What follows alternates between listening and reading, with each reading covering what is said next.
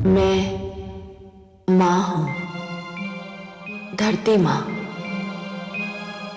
भगवान श्री विष्णु ने जब ये कहा कि अमृत पाने के लिए सागर मंथन आवश्यक है, तो वास्तव में वे ये कह रहे थे कि अपने गुणों और अवगुणों को जानने के लिए जीवन और मन का मंथन आवश्यक है। और श्री विष्णु का ये कथन आज भी उतना ही सार्थक है जितना कल था। और इस मंथन के लिए विरोधियों की सहायता भी लेनी पड़े तो उसमें संकोच नहीं करना चाहिए। विरोधियों के विचारों को केवल ये समझकर रद्द कर देना उचित नहीं कि ये विचार उनके हैं जो हमें अच्छे नहीं लगते। देवराज इंद्र किस प्रकार ये महान कार्य संपन्न करते हैं और दानवों को किन तर्कों से उनके विचार बदलने पर विवश करते हैं, इसकी प्रतीक्षा मैं भी कर रही हूं। अमृत वो अनमोल वस्तु है जिसे पीकर हम सब मृत्यु पर विजय पा सकते हैं। जिसको पीने वाला अमर हो जाता है, मृत्यु उसके निकट भी नहीं आ सकती। मृत्यु तो यूं भी मेरे शिष्यों के निकट नहीं आ सकती है देवराज। आ भी जाए तो उल्टे पांव लौट जाती है। आप भूल रहे हैं कि मेरे पास संजीवनी मंत्र है। दैत्य गुरु शुक्राचार्य, आप महान विद्वान हैं, महाज्ञानी हैं। संजीवनी मंत्र ने आपको इतना शक्तिशाली बना दिया है कि कोई आपके समक्ष सिर नहीं उठा सकता। फिर भी क्या मैं आपसे एक बात पूछ सकता हूं? अवश्य पूछिए देवराज, मैं आपको निराश नहीं करूंगा। यह सत्य है कि संजीवनी मंत्र के कारण दानव मृत्यु के भय से मुक्त हो चुके हैं। उन्हें मृत्यु आ भी जाए तो आप उन्हें पुनर्जीवन प्रदान कर देंगे। परंतु यदि आपको कुछ हो गया तब क्या होगा दैत्य गुरु? आप कहना क्या चाहते हैं देवराज? यही कि यदि दानव मर जाएं तो संजीवनी मंत्र उन्हें जीवित कर देगा, पर यदि मृत्यु ने आप पर आघात कर दिया तो आपको कोई जीवित न कर सकेगा, संजीवनी मंत्र भी नहीं।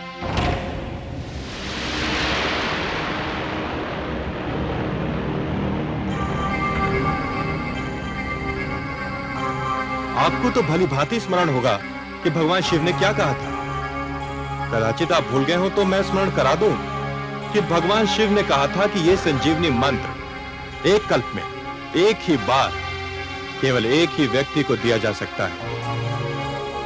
इसका अर्थ यह हुआ दैत्य गुरु कि यह खेल उसी समय तक सीमित है जब तक आप हैं।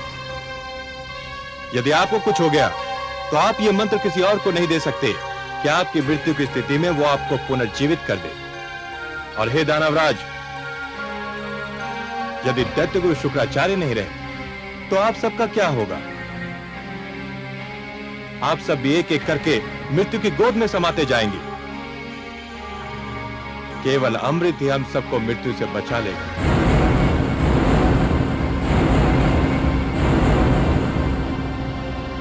आपके तर्क में तथ्य है देवराज, किंतु हमें अमृत कैसे प्राप्त होगा देवराज? मैं पूरी योजना लेकर उपस्थित हुआ हूं। अमृत समुद्र मंथन द्वारा प्राप्त होता है, पर समुद्र मंथन एक बहुत विशाल अभियान है। पूरे समुद्र को मथना कोई परिहास नहीं है, वो भी इस स्थिति में जब मंदर पर्वत जैसी मथानी होगी और वासुकी नाग की डोरी। यह तो वास्तव में बहुत कठिन और महान अभियान होगा। आप ठीक समझे दानवराज, ये कठिन और महान कार्य अकेले दम न हम कर सकते हैं और ना आप। हम दोनों मिलकर ही इस विशाल अभियान को सफल बना सकते हैं। परंतु यह स्मरण रखिए कि अमृत की प्राप्ति है, वो बहुत आवश्यक है। मैं इस आवश्यकता के विषय में भी जानना चाहूंगा देवराज। अमृत हम सबको अमर कर देगा। जब आपको यह विश्वास होगा कि हम अमृत पान के उपरांत मर नहीं सकते और हम भी यह जान लेंगे कि हमारे अस्त्र शस्त्र आपका कुछ नहीं बिगाड़ सकते, तो युद्ध निरर्थक होकर रह जाएगा। अमृत केवल मृत्यु का ही नहीं, युद्ध का भी अंत होगा। गुरुदेव, मेरे विचार में यह प्रस्ताव स्वागत योग्य है। इस प्रस्ताव की महानता को नकारा नहीं जा सकता गुरुदेव। हमें देवताओं की बात मान लेनी चाहिए, हमें देवताओं की बात मान लेनी चाहिए।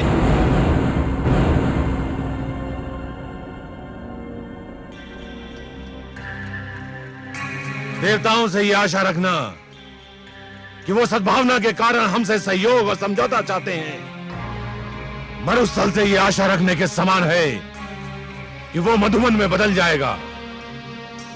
ये मित्रता, ये सहयोग की भावना, ये समझौते की इच्छा देवताओं के मन में अचानक कहां से जाग उठी देवराज इंद्र। ठोकर खाने वाले ही संभलने की चेष्टा करते हैं दैत्य गुरु। पराजय हमारे लिए वो ठोकर सिद्ध हुई जो हमें संभलने पर विवश कर रही है। सच तो यह है कि हम बार बार के युद्ध से ऊब गए हैं। दानवराज, क्या मैं समझूं कि आपने प्रस्ताव स्वीकार कर लिया है? मुझे देवताओं पर तनिक भी विश्वास नहीं है, परंतु देवराज आपके इस तर्क ने मुझे निरुत्तर कर दिया है कि मैं संजीवनी मंत्र से सबको जीवित कर सकता हूं, परंतु स्वयं को नहीं। मेरी मृत्यु की स्थिति में मेरे शिष्यों का भविष्य अंधकार में डूब जाएगा। अपने शिष्यों के हित के लिए मुझे आपका प्रस्ताव स्वीकार करने में कोई आपत्ति नहीं है।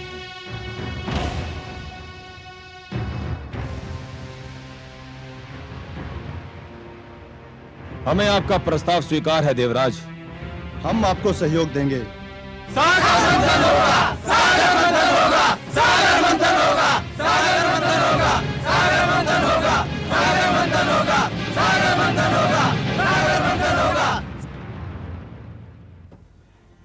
आज तो हमारे देवराज ने चमत्कार कर दिया महादेवी।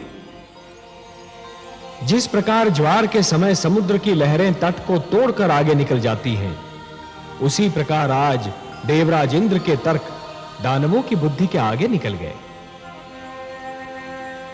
जैसे सूर्य दीपक की महत्ता को कम कर देता है, वैसे ही आज देवराज ने दैत्य गुरु शुक्राचार्य को निरुत्तर कर दिया।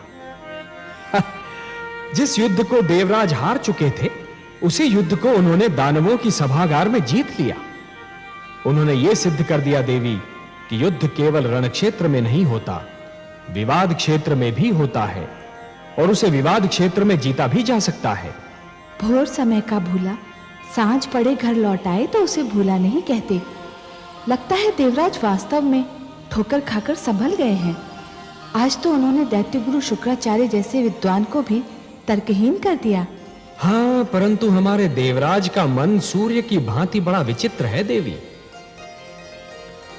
जब अंधेरे से सवेरा निकलता है, तब सूर्य की किरणें बहुत शीतल होती हैं, परंतु जैसे जैसे दिन चढ़ता जाता है, वैसे उन किरणों की शीतलता लुप्त हो जाती है और वही किरणें ताप की वर्षा करने लगती हैं। अभी तो हमारे देवराज के मन में पराजय का घाव हरा है। जब यह घाव भर जाएगा, तब हमारे देवराज इंद्र कितने विनम्र रहते हैं, यह देखना आवश्यक है देवी। परंतु आज तो वे दानवों से सहयोग प्राप्त करने में सफल हो ही गए। आपके परामर्श के अनुसार सागर मंथन तो होकर ही रहेगा। हाँ महादेवी, देवराज की सफलता यह दर्शा रही है कि उनका कार्य तो समाप्त हो गया। अब मेरा कार्य आरंभ होना है। दानव सागर मंथन के लिए उतावले हैं, तो फिर हमें भी देर नहीं करनी चाहिए। पक्षीराज,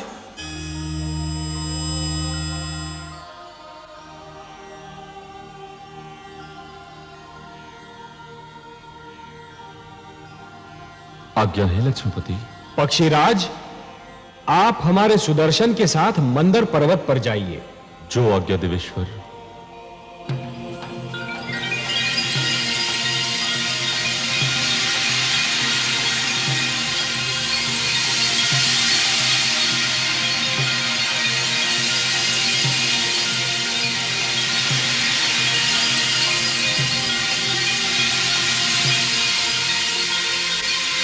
हे सुदर्शन, आप पक्षीराज के साथ मंदर पर जाइए और मंदर पर्वत को जड़ से काट दीजिए।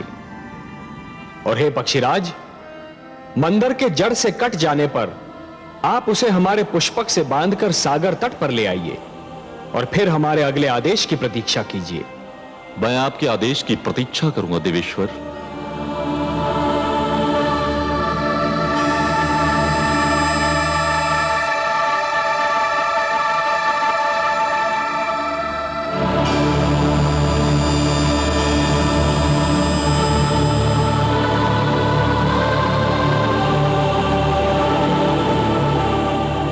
सुदर्शन, आप अपने कार्य का शुभ आरंभ कीजिए। मैं पुष्पक लेकर लौटता हूं।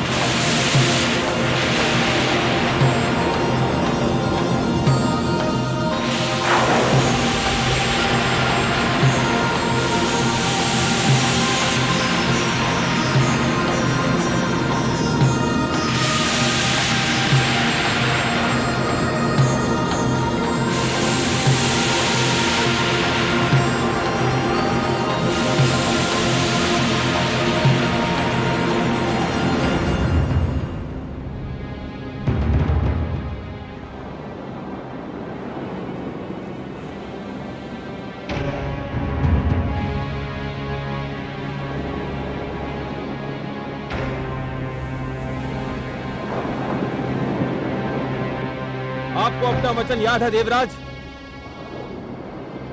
आपने कहा था सागर मंथन से जो भी निकलेगा वो आपके और हमारे मध्य समानता से बांटा जाएगा। हमने यही निश्चित किया था दानवराज, और हम अब भी अपने वचन पर अडिग हैं। तो फिर ठीक है, सागर मंथन का शुभारंभ होगा। पक्षीराज जैसे ही मंदर पर्वत लेकर आएंगे, मंथन आरंभ कर दिया जाएगा।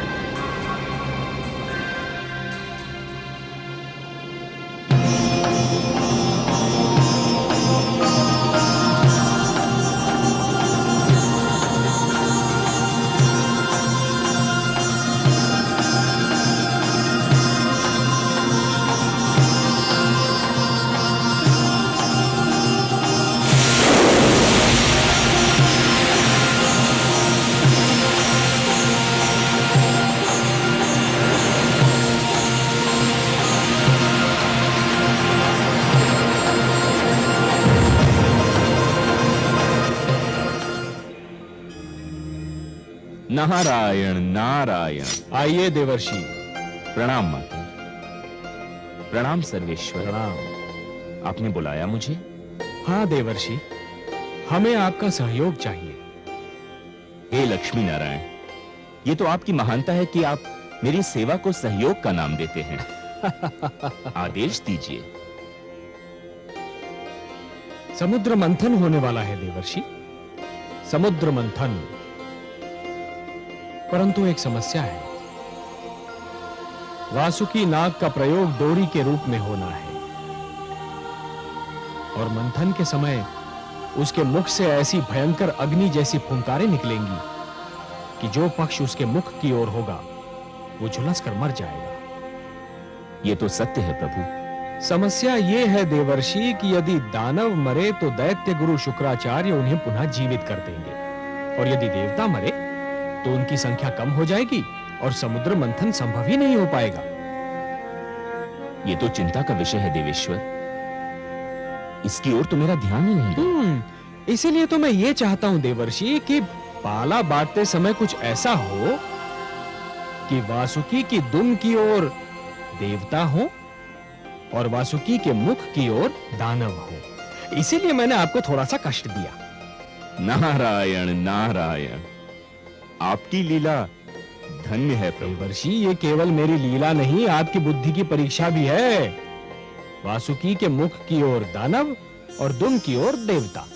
बस ये समझिए कि आपकी क्षमता की परीक्षा है ये। आपको परीक्षा लेने में और मुझे परीक्षा देने में जो आनंद आता है, उसका अनुमान केवल मेरी लक्ष्मी माता को है। क्यों माता? नारायण नारायण।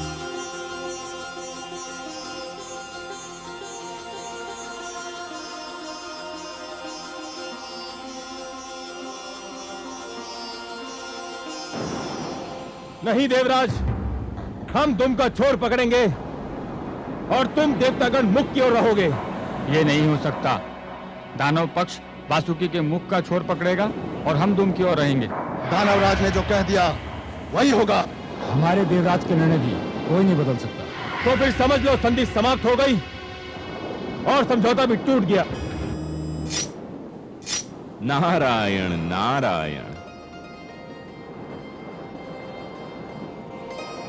आइए देवर्षि, स्वागत है।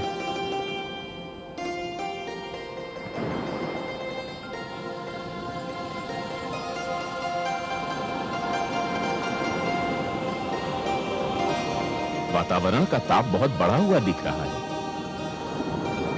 किस विवाद ने ताप को बढ़ा दिया है? देवर्षि, आप ही निर्णय कीजिए। हमारा कहना है कि दानव वासुकी के मुख का छोर पकड़ेंगे और देवता दुम का छोर, पर ये दानव मान ही नहीं रहे हैं। हे देवर्षि, समझौते का प्रस्ताव देवराज लेकर आए थे, हमने मान लिया। अब हम प्रस्ताव रख रहे हैं तो देवराज क्यों नहीं मानते? उचित है, सर्वथा उचित है। देवराज, दानवराज का तर्क बुद्धिसंगत है। ये आप क्या कह रहे हैं देवर्षि? आप तो दानवों का पक्ष ले रहे हैं। मैं पक्ष नहीं ले रहा हूं देवराज, मैं तो वही कह रहा हूं जो न्याय संगत है।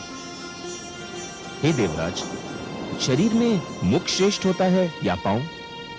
100% मुख। वो ऊपर होता है, ऊंचा होता है, शरीर की पहचान बताता है। तो फिर तो श्रेष्ठ की ओर उसी को ही होना चाहिए जो स्वयं भी श्रेष्ठ हो। क्या कहना चाहते हैं आप देवर्षि?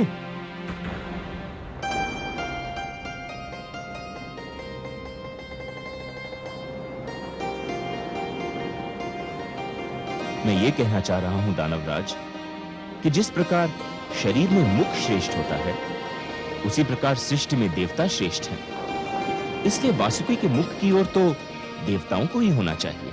आप हमारा अपमान कर रहे हैं देवर्षि। हमने देवताओं को परास्त किया है, युद्ध क्षेत्र में उन्हें सर झुकाने पर विवश कर दिया था। देवता श्रेष्ठ थे, अब नहीं है, और पराजित कभी श्रेष्ठ नहीं हो सकता। अब तो केवल हम श्रेष्ठ हैं।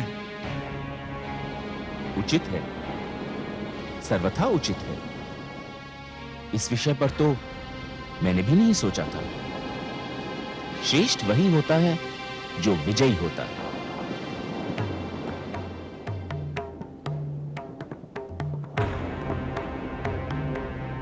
हे देवेंद्र, अब इस कटु सत्य को मान ही लीजिए कि विजयी होने के कारण दानव श्रेष्ठ हो चुके हैं।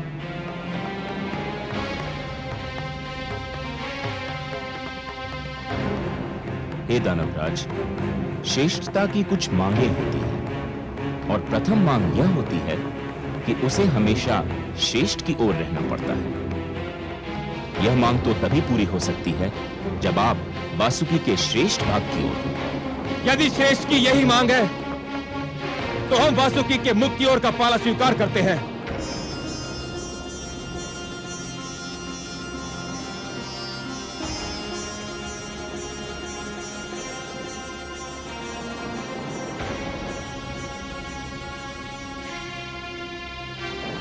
आप वास्तव में श्रेष्ठ हैं दानवराज।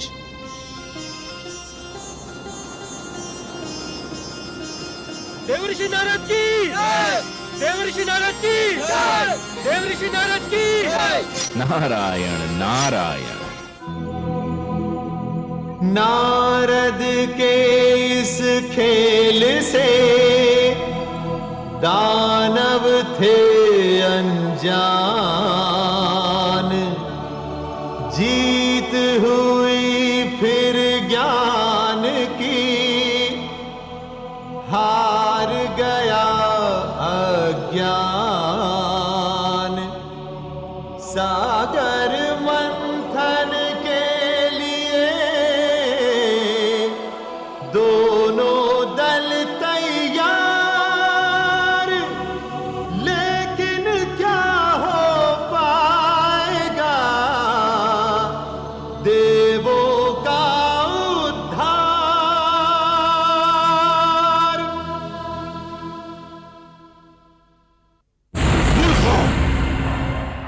तुम जानते हो कि वासुकी के मुख की ओर रहने से क्या होगा?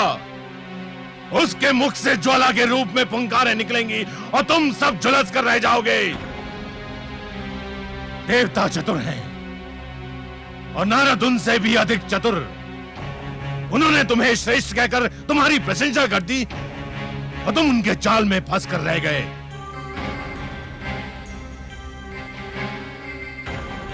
परंतु गुरुदेव, अब तो हमने उनका प्रस्ताव मान लिया है। यदि अब हमने उनका निर्णय नहीं माना तो हमारे अपने लोग हमें संदेह की दृष्टि से देखने लगेंगे। भूल मेरी थी जो मैंने तुम लोगों पर भरोसा किया। मुझे स्वयं वहां पर उपस्थित रहना चाहिए था। अब क्या होगा गुरुदेव? बाण धनुष से निकल चुका है। जाओ, जाकर मंथन आरंभ करो। मुझे स्वयं देवताओं की चतुराई पर दृष्टि रखनी है। जाओ। जो आज्ञा गुरुदेव।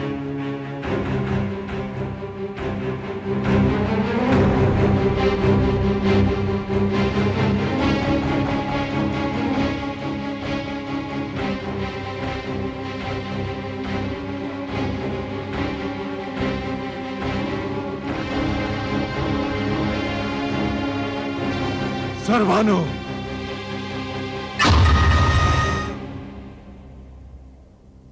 आज्ञा गुरुदेव। सर्वानु, समुद्र मंथन होने जा रहा है। मुझे चिंता है कि देवता जितने चतुर हैं, दानव उतने ही मूर्ख। ना जाने मैं कब से उनकी मूर्खता को चतुराई में बदलने की चेष्टा कर रहा हूं। मुझे विश्वास है कि देवता अमृत के बंटवारे में भी चतुराई अवश्य दिखाएंगे। तो फिर आपका मेरे लिए क्या आदेश है? मैं ये कार्यभार तुम्हें सौंपता हूं। तुम ध्यान रखोगे कि अमृत के बंटवारे में कोई पक्षपात ना हो। जितना अमृत देवताओं को मिले उतना ही दानवों को। आप निश्चिंत रहिए गुरुदेव। मेरे होते हुए कोई असमानता नहीं हो सकती।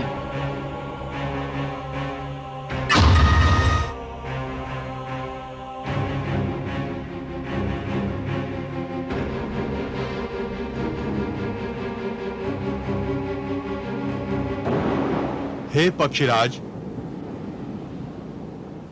अब पर्वत को उठाइए और इसे समुद्र के बीचों बीच रख दीजिए।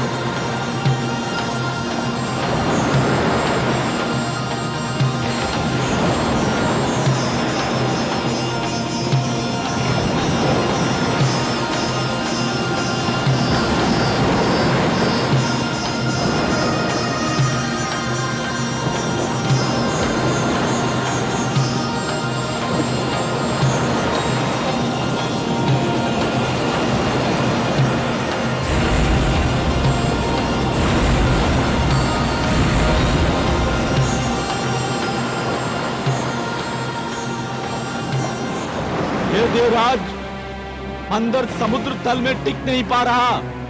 यदि इसे समुद्र के नीचे कोई ठोस वस्तु ना मिली तो ये डूब जाएगा। इसे कोई ठोस आधार चाहिए।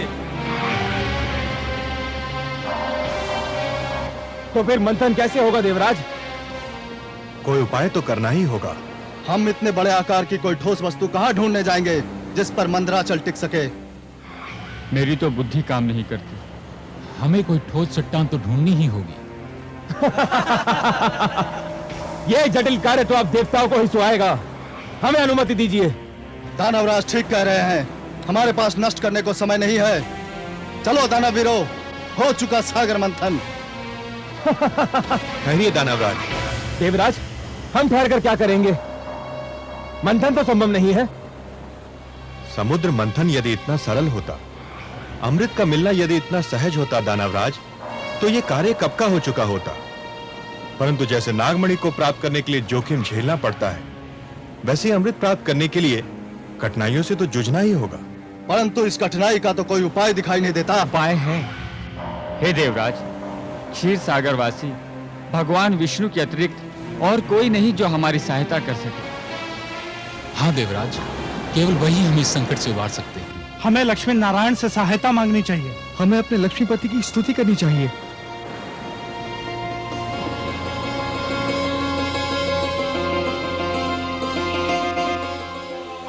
ये धरती से पुकार उठ रही है, मुझे बुलाया जा रहा है। हाँ कमल नयन, संकट बढ़ रहा है, मंथन असंभव सा लगने लगा है।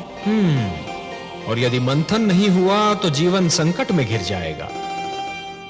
देवता अमृत से वंचित रह जाएंगे और दानव संस्कृति की जीत हो जाएगी। परंतु हे कमल नयन, मंथन कैसे होगा? मंदराचल तो समुद्र में डूबा जा रहा है। उसे स्थिर करने के लिए कोई महान ठोस वस्तु मिलेगी कहां से भला?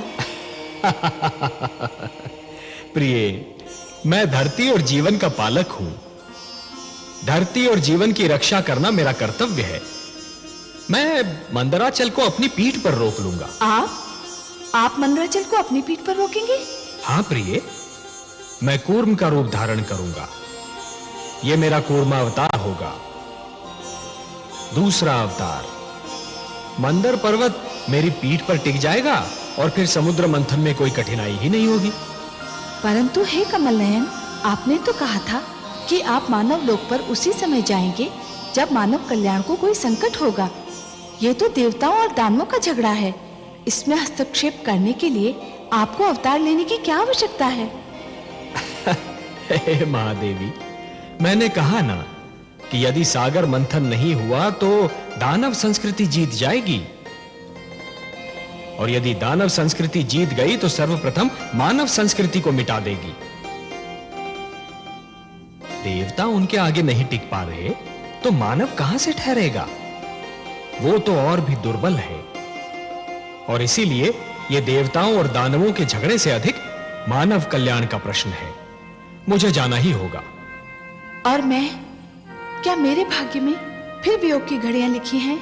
प्रिय, वियोग के उपरांत जो मिलन होता है उसका आनंद ही कुछ और होता है। वियोग तो मिलन की मिठास बढ़ा देता है प्रिय। और फिर यह वियोग इतना लंबा नहीं होगा। हम शीघ्र फिर मिलेंगे और यह मिलन इतना सुंदर होगा प्रिय कि आप इसे कदापि नहीं भूल पाएंगी। मैं तो वियोग शब्द सुनते ही उदास हो गई थी, परंतु आपके सुंदर मुख से मिलन शब्द सुनते ही मैं आनंद विभोर हो उठी हूं। कैसा होगा अपना ये मिलन कमल नयन? इस बार आप मेरी भुजा में लीन अवश्य होंगी महादेवी, पर आपका जन्म सागर मंथन से होगा। समुद्र मंथन से जो अनमोल रत्न निकलेंगे, उन्हीं के साथ आप भी निकलेंगी। हे महादेवी, अमृत और आप, यही दो तो इस सागर मंथन की सबसे सुंदर उपलब्धियां होंगी। आप प्रेम का प्रतीक हैं, ममता का स्वरूप है, और जीवन के लिए प्रेम और ममता अमृत से कम नहीं देवी। सत्य पूछिए तो प्रेम और ममता तो अमृत से भी कहीं अधिक सुंदर और महान है। अमृत तो केवल देवताओं के लिए होगा देवी, परंतु आप इस सागर मंथन की सबसे महानतम उपलब्धि होंगी, क्योंकि आप ही मानव कल्याण का सर्वश्रेष्ठ साधन बनेंगी।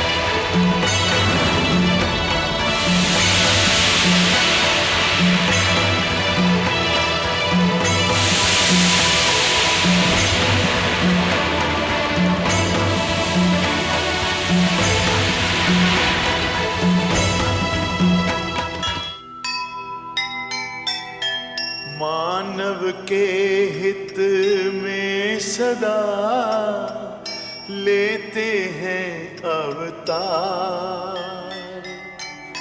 सागर मंथन का लिया नारायण ने भार।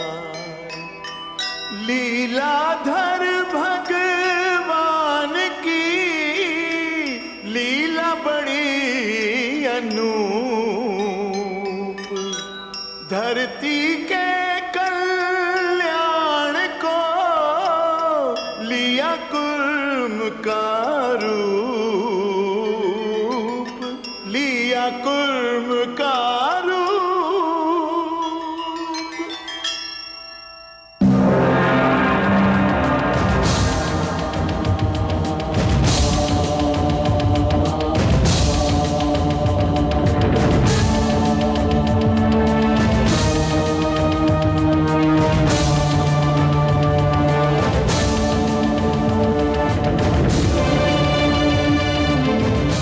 हे देवगण, तुमने मुझे पुकारा, मैं आ गया हूं।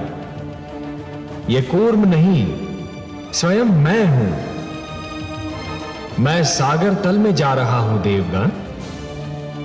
मैं मंदराचल को अपनी पीठ पर धारण करूंगा। फिर मंदराचल कदापि नहीं डूबेगा और तुम देव और दानव सरलता से सागर मंथन कर सकोगे।